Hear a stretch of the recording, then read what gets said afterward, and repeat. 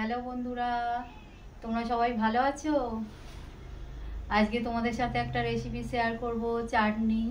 তোমাদের দাদা চাটনি ছাড়া খেতে পারে না ভাত, চাটনি লাস্টে লাগে, তাই রেসিপিটা শেয়ার করছি। তোমরা দেখো আমি কিভাবে চাটনিটা করি। প্রথমে কড়াই তেল দিয়ে দিলাম,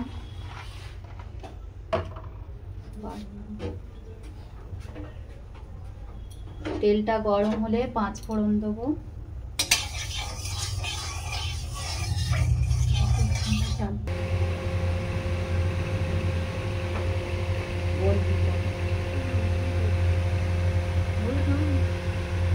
তেল গরম হয়ে গেছে, আমি দিয়ে দেবো 5 ফোড়ন, তারপরে দিয়ে দেবো একটা লঙ্কা,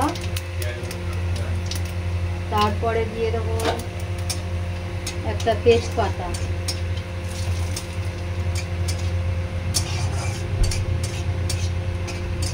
এইটা একটু গরম হয়ে গেলে সুন্দর একটা গন্ধ বেরোবে 5 ফোড়নের, তখন দিয়ে দেবো টমেটো। এবার আমি দিয়ে দিচ্ছি টমেটো।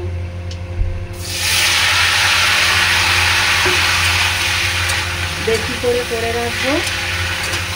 দাদা রোজ বের করে 1 কেজি টমেটো আমি চাটনি করছি। দাদা রোজ লাগে, বের করবে আর খাবে, আমরা খাই না।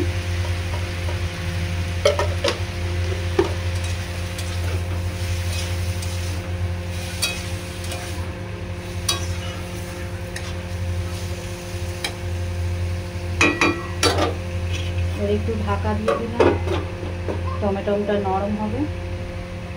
আমি টমেটোটা চাপা দিয়েছিলাম, এই খুলছি, দেখুন কতটা নরম হয়ে গেছে, জল বেরিয়ে গেছে দেখুন। এবার আমি দিয়ে দেবো একটু হলুদ, দিয়ে দেবো 1 চামচ হলুদ,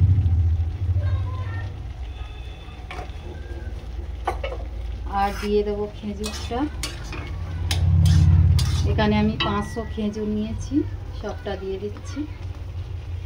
সব কেটে দানাগুলো ফেলে দিয়েছি, দিয়ে নিই।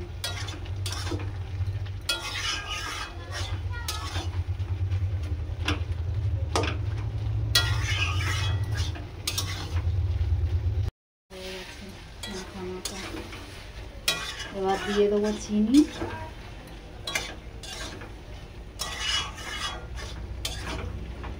আগে দিয়ে দিলাম আমসত্ত্ব, এখানে আমসত্ত্ব আছে 200, সবটা দিয়ে দিলাম। এবার দিয়ে দেবো চিনি, দিয়ে দিচ্ছি। দেখুন এখানে 300 মতন চিনি দিলাম। তোমরা কে কেরম মিষ্টি খাও সেই বুঝে দেবে। দাদা একটু মিষ্টি বেশি খায়, তো ওই জন্য আরেকটু দিয়ে দিলাম, মানে একটু বেশি করে চিনি দিলাম, দাদা মিষ্টি বেশি খায়।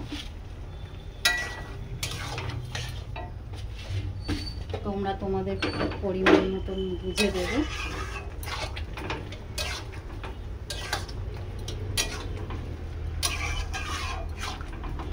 এবার দিয়ে দেবো একটু জল,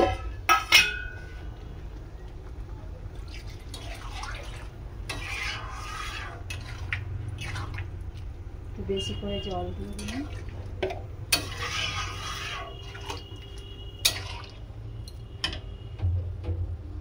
তোমরা এমনি লাশ পাতে খেলে একটু ঘন করবে, দাদা তো ভাত দিয়ে খায়, এই জন্য একটু পাতলা করবো, ওই জন্য একটু জলের পরিমাণটা বেশি দিলাম।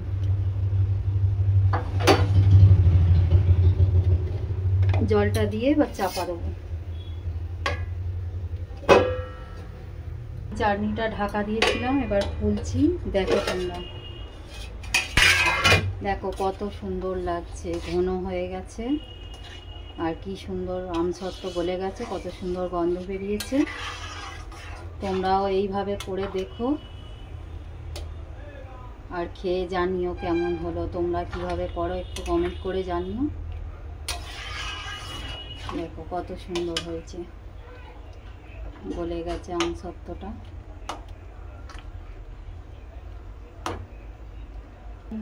চাটনিটা হয়ে গেছে, এবার আমি গ্যাসটা অন করে দেব, এই অফ করে দেব। যাই, আর তোমরা জানিও এইভাবে করে কিরকম লাগে, তাহলে আমি পরে আবার তোমাদের এর মতন করতে পারবো।